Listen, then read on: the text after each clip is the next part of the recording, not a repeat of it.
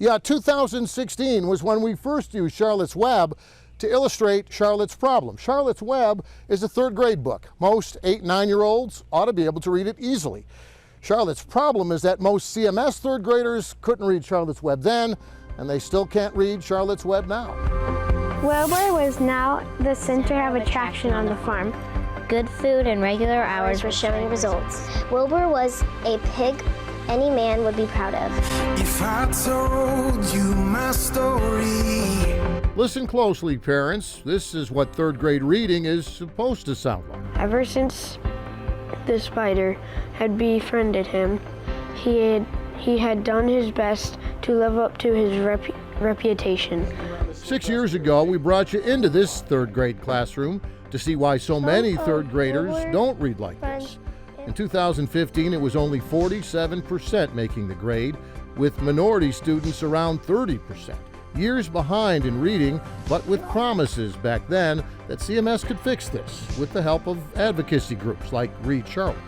There really are no excuses. I mean, if we want to look at who's at fault, we just need to look in the mirror. Charlotte's Web said some pig Wilbur had tried to look like some pig. When Charlotte's Web said terrific, Wilbur had tried to look terrific.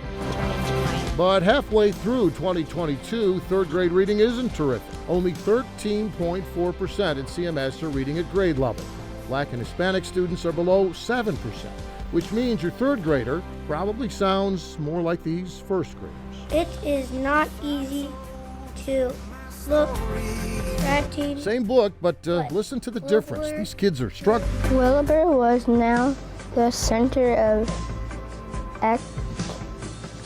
attraction on the farm. When third graders read like first graders, everything else just gets harder. And when reading test scores bottom out like this, well, how low can you go? Charlotte had written the world R.A. dance, and Wilbur really looked rated. When Charlotte... Yeah, so, third grade is really a fork in the road of a young child's life, and it's the pivot point between learning to read and reading to learn. I don't want to find out how low we can go. Read Charlotte Executive Director Monroe Richardson adds these latest, lowest ever reading scores aren't just from the pandemic when CMS schools were closed. These are the projected reading scores from CMS third graders after returning to school for a full year of full-time in-person learning again. These are just numbers that we have never seen before in Mecklenburg County and should be frightening for everyone in our community. It's time to take action. We need to help our children. So what can parents expect to see going forward that's either different or better than what we've done so far? Well, I think one of the biggest changes that the school district has made, when I got here 6 years ago, if you went into 10 different schools, you'd see 10 different ways of teaching reading. That is gone. And you think this will ultimately help the third graders, because that's really what we're talking about, right? Yeah, so it really is about helping children from kindergarten through third grade, where some children come to school and they don't know how to write their name. No! It's as if children are expected to run a race, and some are, 100 yards or more behind others. And so part of our job is to even that starting line, getting every child, at least to the same place where they're able to be successful. It's not a school system problem, it's a community problem. Dr. Devanya Govin-Hunt says her organization, the Black Child Development Institute, is using advanced reading software in its after-school program that CMS isn't. I like that. But does that word go with that word?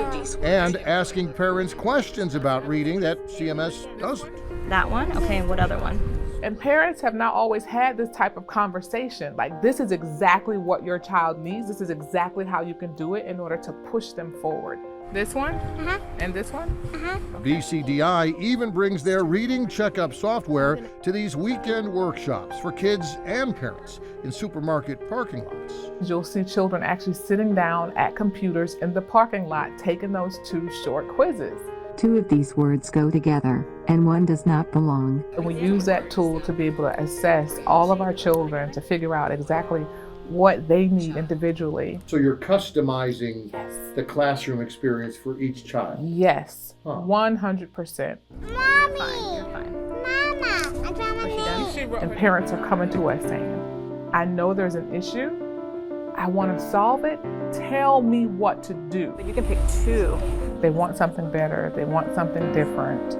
I think part of it is how we as a district move forward together. Beth Thompson is Assistant Superintendent at CMS for Teaching and Learning. I think we will continue to see outcomes improve for students.